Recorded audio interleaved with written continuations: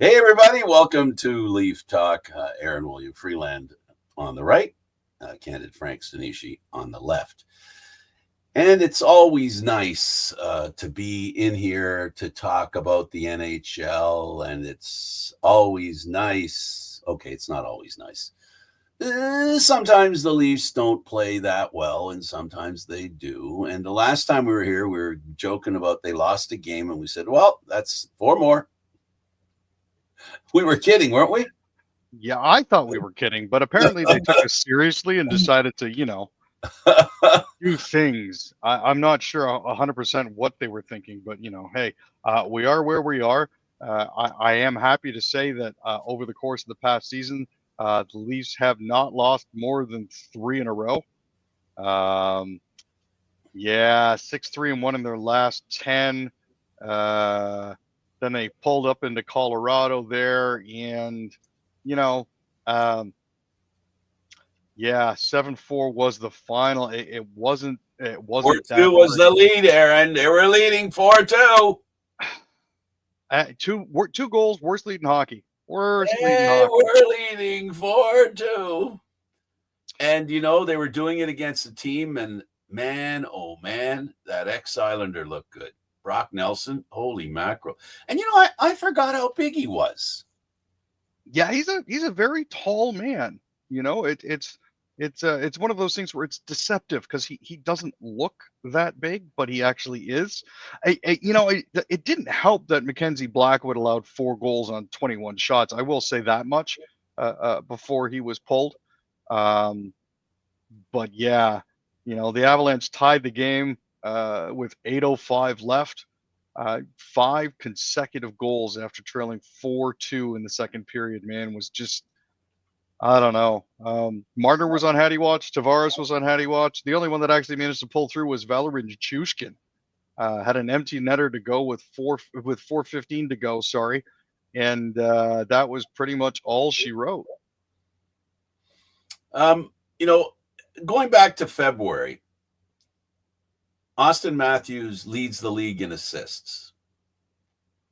That's something that, when you say that, it seems almost to me counterintuitive. It really does. He's only had 2 goals in that time. I'm not 100% sure what to say about that. I mean, you look at the fact that they were 7-1-0 in the month of February, and then they turn around and they lose to San Jose, they lose to Vegas, and then they lose to Colorado. San Jose was at least respectable-ish because it was a 3-2 shootout loss. But that's not the team you lose to. No, they really shouldn't be. And then, losing 5-2 to Vegas and then 7-4 to Colorado, 2 straight back-to-back 3-goal losses. And you got to wonder exactly what the heck is going on. Well, the defensive rating for the team the past month is not very good. And the problem is, we're seeing it, right? The problem is that their defensive core can't get the puck out of the zone. And this is something that's happened each and every time their number one defenseman's out of the lineup. You can block shots and you can chase the other team around your own zone, but it ain't going to end well if you're in there too long. Yeah, and the whole thing behind the gets that they had, which were kind of leafy at the NHL trade deadline, kind of point to the fact that it might have been partially what they needed, but now those guys got to find a way to gel very, very quickly. Picking up Brandon Carlo was a very nice get at the trade deadline. Big right hand. It's one of those things where unfortunately they had to send some guys out. Carlo had like $4.1 million on his contract, so Timmins left, and then the other Connor left, and then we had to get rid of Fraser Minton. This is one of those things where they had to clear space, unfortunately, to bring in Lawton and to bring in Carlo, who's 6'5" and 220. That is a big boy. Lawton Philly's eating half the salary, right? Philly did retain on that, so that helped us. Lawton has 1 more year remaining, and Toronto only has to pay 1.5 of that, so that's a bit of. Yeah, they gave up some they gave up some cap problems for some assets. The Leafs tend to do that. You're right about Brandon Carlo. He's a big guy. They're going to need him against a team like Florida or even Tampa. The trade deadline, I guess we could talk about that in a minute, but I guess we can talk about it from the Leafs perspective. Tell me what you think of the trade deadline as far as the Leafs are concerned. Well, as much as I would like to say that they swung for the fences, really, at the end of the day, by picking up Scott Lawton, they got themselves the third center that we've all been saying that they need. Domi and Kampf are unfortunately not viable third centers. Fourth line, maybe. Third line, definitely not. So we needed him on the back end.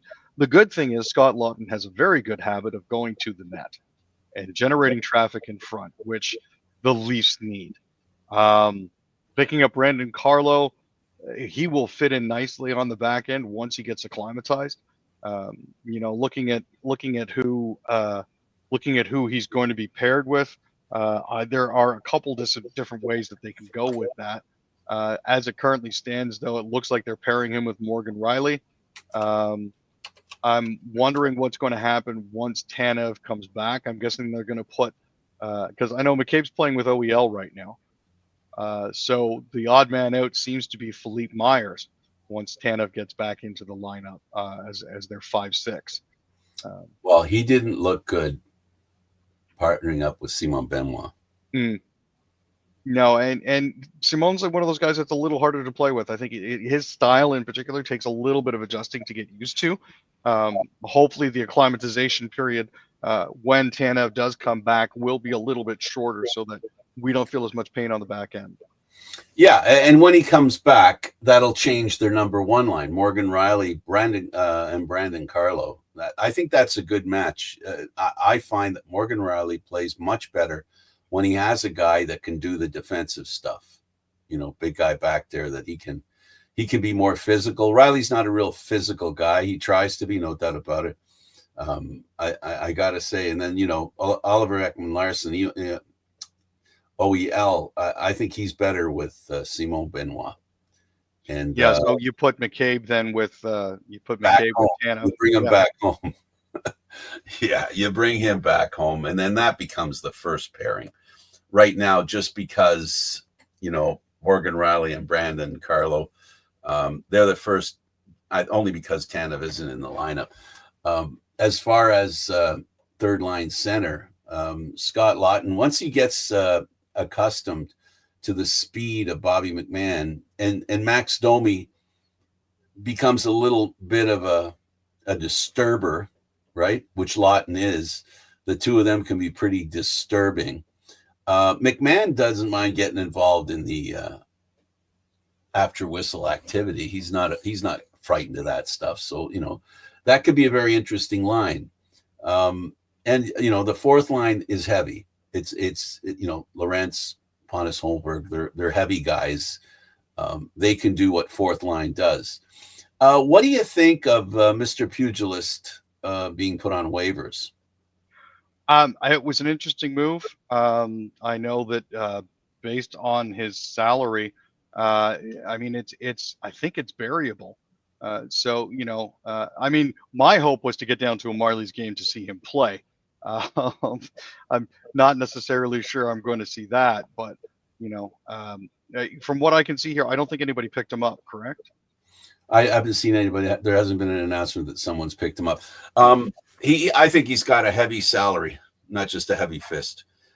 But this is the time of year where a guy like that, somebody might take a flyer on him. But I think, and this is just a guess on my part, an older veteran like him is more conducive to a team that's going in the playoffs. And most of the teams that are going into the playoffs at this point in time, they are, because of the additional bodies they brought in, everybody's trying to massage the cap, right? And so it might be a good time for him to be on if the Leafs want to keep him.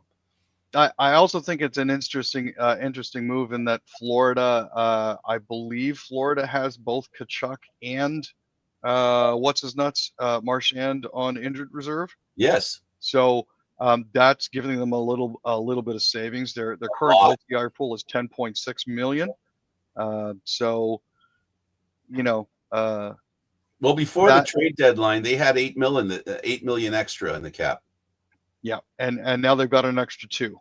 Right. So it's interesting to see what they'll do with that. But yeah, Challenges will happen if, mm, and which I don't think they'll do. I don't think they're Kachuk. I don't think he'll come back until the playoffs. no, I think it's time for a nice long rest for him, just to make sure that he is 100% ready to go. He was really banged up at the end of the playoffs last year, so it wouldn't surprise me if that was the case, and if he was held out for until the end of the season. Really, that wouldn't shock me. And Ratatouille, they're going to want to bring him into the lineup, which is another reason why Kachuk Yeah. has to stay out, because Marchand's contract, once activated, that's going to cost them some cap space. What do you think of that move? Well, we knew Boston wasn't going anywhere fast. They are currently 4 spots out of a wild card with 66 points. The Senators and Blue Jackets are the ones that are taking up those 2 spots in particular.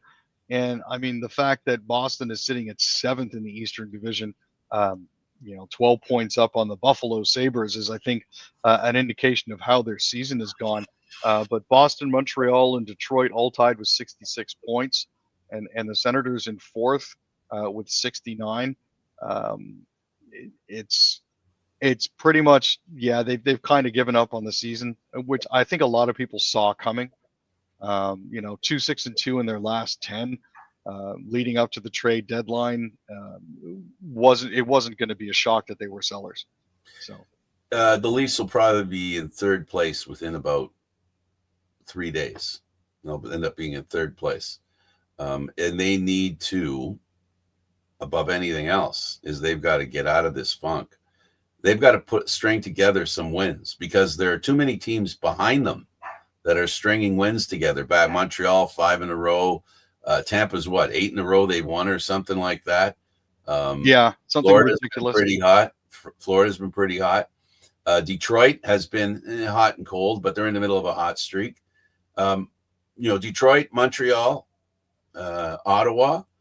That's 3 teams that the Leafs got to worry about, because if those 3 teams catch the Leafs aren't in the playoffs. Yeah, and you know what? When all the teams around you are 8-2-0 in their last 10, in particular, I'm looking at Florida, who are on a 6-game win streak. Tampa just lost their most recent. They're both game. a lock. They're in. But when you're playing 6-3-1 hockey, and teams in the wild card behind you aren't doing as badly as perhaps you thought they were, this is a time where you really have to figure out how to win. This is, for lack of a better term, and I hate abusing cliches, this is gut check time. And statement games are waiting for them. They've got 3 games with Florida, which is nuts to me. Like, I'm just looking at the scheduling gods and thinking to myself, who thought this was a good idea? Early, not Aaron and Frank. Well, I mean, they're in Utah tonight for the first time at 10 o'clock. And then we've got 3 games the next week. So on the 10th, they're playing Utah. On the 13th, they're playing the Panthers. And then on the Saturday, they're playing the Sens. This is not a fun time. It's literally the Atlantic Division murderer's row from the Leaf perspective. Ottawa's a team they can't beat, at least this year. They can't seem to beat them, right? Yeah. Florida's a team that, has had its way with Toronto for a while. I think Tampa's coming down the road too. And they're another team that Toronto last year, for the first time, got the upper hand with them. It's not something they're accustomed to. So yeah, when I don't want to upset Leaf fans, but the playoffs aren't a lock for the Leafs. They're not playing well right now, and too many teams around them are. And as much as I threw that compliment out for Austin Matthews and his assist, streak that leads the league in the month of February is great, but it's not assists that they need from Matthews. No. The Leafs are having trouble because they're not scoring. And there's one guy on that team that could make a difference. They have 3 back-to-backs coming up. March 19th at home against Colorado, then March 20th in New York against the Rangers. Then they've got March 29th in Los Angeles and March 30th versus Anaheim. And then you flip to the month of April, and April 8th and 9th, they've got Florida and Tampa, and followed by another back-to-back, the 12th and 13th, at home against Montreal and then against Carolina. Like, this schedule just is not getting easier. No. And the thing of it is, and this is the knife's edge that they're on, Aaron, if they do well in those games, they'll be accomplishing 2 things: making points and taking them away from opponents they need to take them away from. Yeah. And when you're playing divisional rivals as frequently as they are. Well, in this division, it's the Atlantic Division. There is not a tougher division, I don't think, in the NHL right now that has that kind of consistent playoff playing, teams in their division.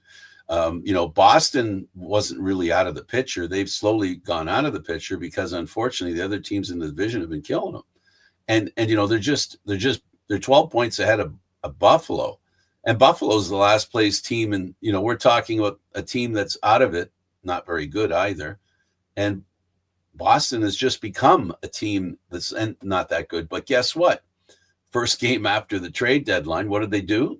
They win 3-0 against a pretty good team. And it's deceptive. Yes, the San Jose Sharks are in dead last with only 43 points, but it's not like they're getting blown out a lot of games. It's 1 or 2 goal losses. They're at least making it competitive. The puck just isn't going their way. For lack of a better term, they've had absolutely horrible puck luck. But can't really make excuses for the Leafs for blowing that game, even if what was on the second half of a back-to-back, coming off an overtime win against the Pittsburgh Penguins. You have to be better. You have to do better. Yeah, no, and points at this time of year, you always need to make points. That's a given. But in the beginning of the year, you say we got to win these games this year, so the end of the year is not so much of a challenge. That's true. That's very true. But you also have to make points at this time of the year to keep up with the Joneses. And and that's all there is to it. I mean, the Atlantic Division is a really tough division. I mean, very tough. Now, and just think the Metropolitan Division isn't that tiny a thing. They're when you've got the Rangers, a team that last year, no, they didn't get the President's Trophy last year, but they came close. And this year they're struggling. And in fact, this year they've made a lot of changes on the fly. They went down and bounced off the bottom of the standings, made some real interesting moves. A few, they literally changed their lineup, and they've improved ever since. That's a team that if they sneak into the playoffs, this is the thing that I'm sitting here and wonder, and I don't know about you, but you don't want to be anybody in the playoffs, if you think about it, because as always does happen, even though you're playing a wild card team, and I laugh when the so-called experts say, oh, well, you want to play the wild card team. I got news for you. Every year it seems the wild card team that gets in by playing really, really, really, really, did I say really well? I mean, that's the problem with playing wild card teams. The one that makes it to the wild card position usually has to play extremely well. No, for sure. And you know what? You're right. By the end of this week, Colorado, Edmonton, Tampa Bay, they're all 1 point behind the Leafs. If the Leafs manage to shank it over the course of the next couple of games, and these aren't guaranteed wins. Nope. Utah is 12, 13 points behind us in the standings, but by the same token, that doesn't mean that they're pushovers. They've got 66 points, the Maple Leafs 79. They're 13 back. That is a trap game. That is winnable for Utah because of the Maple Leafs history of playing down. It's a road game too, don't forget. And then you've got Florida, you've got Ottawa, you've got Calgary, you've got Colorado, and then New York Rangers. This is literally the deadliest part of the season for the Toronto Maple Leafs, and if they don't manage to get everything squared away, they're going to have some serious issues. This isn't predictably deadly. This is surprisingly deadly. This is something that you could actually have. I don't know if I'm imagining. I should look at the standings, but we talk about 91, 92, 93 points to get in the playoffs. Well, the difference between getting in and getting out could be 93 or 94. Because that's what we're talking about here. We're talking about there'll be a lot of candidates in the Atlantic Division that might be going for 90 points pretty easily. We've got Florida already. They just need to win a couple of games and they're at 90.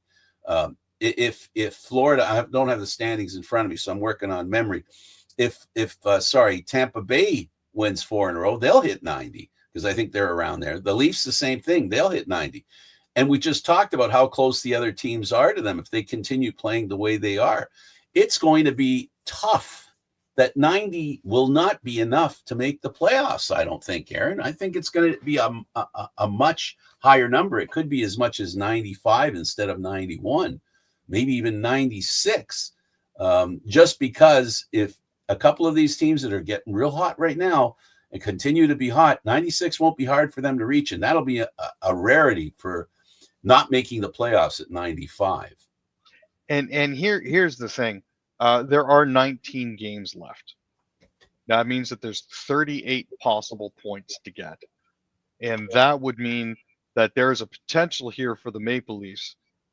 It's not going to happen, but there is the potential for 117 points, which would set them in good stead.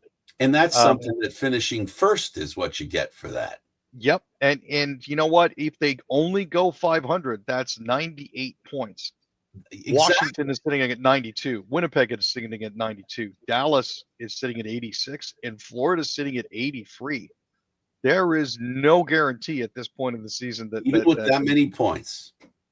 No. You've cemented my point that points are really that there's been it's been inflationary. The points have been inflated by I guess and it's funny because I don't really see really, really bad teams. Like, how bad is Buffalo? Well, they're not that bad. It's not like we have those teams that have won 8 games all year, which we've had many times before, right? Yeah, but San Jose with only 17 is coming darn close. Let me tell you. No, they are. But you're talking about one team in the whole league, right? Yeah. It's usually 1 or 2 of those, or 3. So it's going to be really interesting. Hey, why don't we take a look at some other sports? Take a break from hockey and let's talk about the Blue Jays, a Toronto team that they have a really good pitcher. It's looking good that they have a real closer, and a closer in the sense of losing streaks go away because when he comes in, he's a pretty good winner. They need that, someone to break the loss trend. But let's talk about the Blue Jays and Vladimir Guerrero for now. So the rumor was at one point that Vladdy's ask was $660 million, which is a huge ask. I know that, with Juan Soto getting as much as he did, Vladdy was quick to shoot that down, saying, yeah, no. I'm nowhere near the $765 odd million that Soto was looking for. The rumor currently being floated is that the Jays deal is for $480 million. So that's what they're offering. That's what they're offering. That's what the Jays are offering, just under $500 million. You want 6? Yeah, and he's a good player. I just don't think the Jays at this point want to get hamstrung by one player making that much money. You know what I mean? And he wants that much money for 50. I'll take 15, 20 years. Yeah, it's one of those things where it's just I'm not sure how they're going to work this, you know. But good luck to them. Uh, I mean, he's a great hitter. He also has 3 seasons, however, with a sub 2.0 WAR. He's been hit or miss so far when it comes to his defensive play, which can cause issues.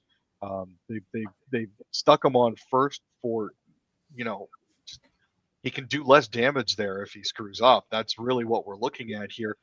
They're limiting his exposure like that, but this is a situation where they don't want to get held over a barrel. So, Well, I just think this is a situation that shouldn't have gotten to this point. It's at this point now, and I'm afraid there's a good chance that one of their best young players, the elite of the group of young players like the Leafs, they had their 4 or 5 players that they thought together they were going to become a championship team. It didn't work out that way, and it's too bad. Let's move over to the Raptors, and they lose a game against the Wizards by 1 point. Oh my goodness, they really needed that victory. And I thought the ball was out of his hand at just the right time, but unfortunately, when they looked at the replay, it was middle finger and ring finger rolling off of his hand by the time it hit 0. So even though it looked like a gorgeous buzzer beater, it was called back. Absolute heartbreak. But video review, yeah, still in his hand. Jacob Puddle had 21 points, 5 rebounds, and 5 assists in 24 minutes of play. His playing time has been limited by Darko Rajakovic. Barrett played only 28 minutes, and Scotty Barnes only played 27. We are aware of what the Raptors are and what they're trying to do. I think the issue that we're coming up against here is the Raptors are trying to find a way to do it without making it obvious that they're doing it. They had a bit of a hot streak there where they won 5 or 6 games in a row, and that was seriously damaging their chances of getting the #1 draft pick. So they've had to scale it back. But the question is, how do you keep fans engaged and keep things entertaining, but at the same time get where you need to be for the draft?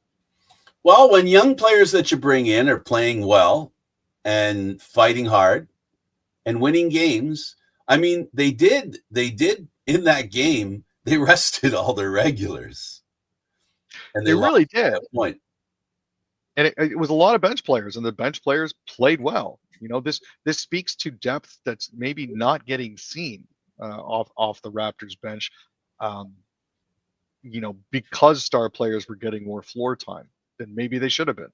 I hate to bring up game management, but occasionally your stars need a rest, and your lesser lights, quote unquote, need an opportunity to shine. Well, they shone. Yes, they did a great job, actually. Good for them. Let's go over to the third period. And the third period, as you know, we talk about the other Canadian teams. Wolf, Flames goaltender. This kid is of the making of an all-star. The only problem for him is that he's a goaltender, and they don't get the same they don't have the same cachet as a forward or a lights-out defenseman. No, unfortunately, they really don't. Joel Farabee had the only goal. Dustin had 26 saves. That puts the Flames into the second wildcard spot in the Western Conference, 1 point up on the Canucks, who did not play. Montreal, who entered the game with points in 6 straight games, was shut out for the 4th time this season. He's now 3-0-0 in his career against the Habs. Jacob Dobas made 23 stops for the Canadians. Cole Caulfield was the most dangerous. He had 6 shots on goal. In the third, he had a crossbar and a setup from Lane Hudson and put the puck over the net on a breakaway. He had his 4-game goal streak and 6-game point streak snapped. Calgary entered the game last in the NHL with 2.58 goals per game, and it looked like it would be much of the same. By outshooting the Canadians 9-4 in the first period, Yegor Sharangovich had consecutive dangerous chances, but his initial stop and rebound was stopped by Dobas. So let's move over to the Jets. Jankowski and Stankoven lead Hurricanes to a 4-2 win over the Jets. Stankoven having an immediate impact after leaving Texas. Yeah, Stankoven and Seth Jarvis were both goal scorers for the Hurricanes. This is their 4th straight game. Freddie Anderson stopped 20 shots. On the flip side, Alex Iafallo and Adam Lowry scored for the Jets, and Connor Hellebuck made 23 saves. This is the Carolina's first game since the Friday trade deadline that saw them get Stankoven from Dallas, and a deal that sent forward Mikko Rantanen to Dallas just 6 weeks after the Hurricanes got him from Colorado. In a separate deal, also that day, Carolina also acquired Jankowski from Nashville. Jankowski beat Hellebuck from the right circle with 1:55 left in the first to give the Canes a 1-0 lead, and then struck again 5:21 into the second for a 2-0 lead. This is the first time Jankowski's had a multi-goal game since February 13th, 2020. My goodness. Yeah, Jets a pretty good team, and people are really looking at the Canes as a team that maybe isn't as good as it was before they made the trade for. Well, it doesn't matter anyway. Let's go over to the Oilers. And did you see that goal by Hyman? What a nice goal. Hey, you know what? This guy is putting up career numbers, and I'm absolutely loving it. Absolutely loving it. Now, there are, as everybody knows, Edmonton was touted as being one of the Stanley Cup favorites. Facing the surging Dallas Stars, they're on a 4-game win streak, and they'd gone 12-2-1 in the last 15. Hyman had a pair of goals.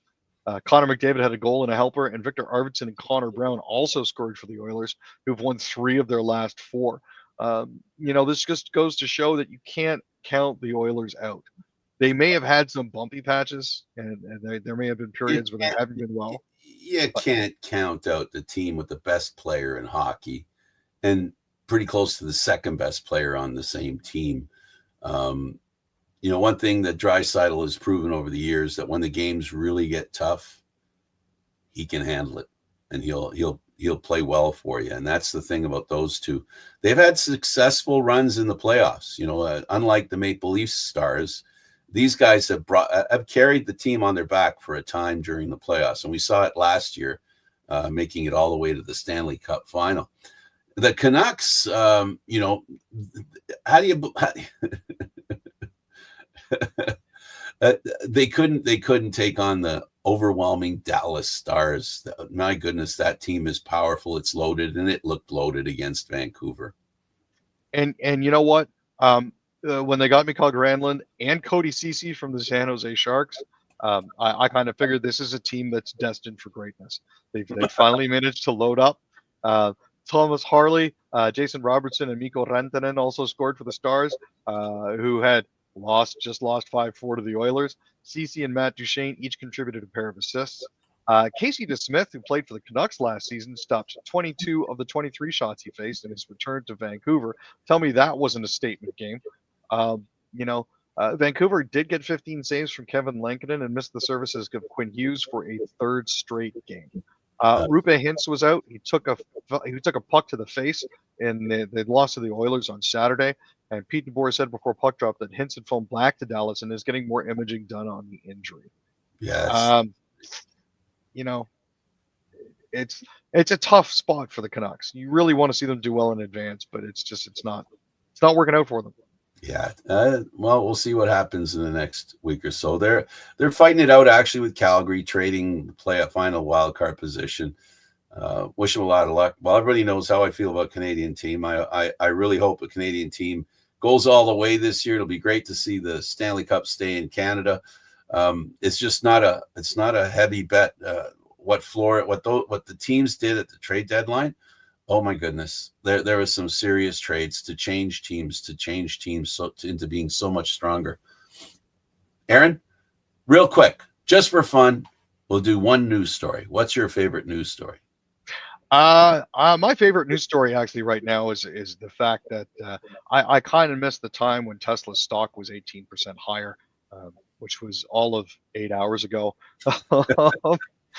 Yeah, you reap what you sow, I guess. If your owner's a jerk in public, people can tell you how they feel about his behavior with their money. For me, it's the hanging Ukraine out to dry by Trump that I find very disgusting. And that Putin has decided to bomb the crap out of that poor country that's been bombed for 3 years. And it's no longer, America now is no longer the good guy. They are the bad guy because they're allowing an aggressor They're holding Ukraine while the aggressor pummels them. Just, it's disgusting. It's sad. Thanks for doing this, Aaron. Not a problem. Oh, by the way, all the best to Mark Carney. Oh, yeah, sure. I see what you're saying.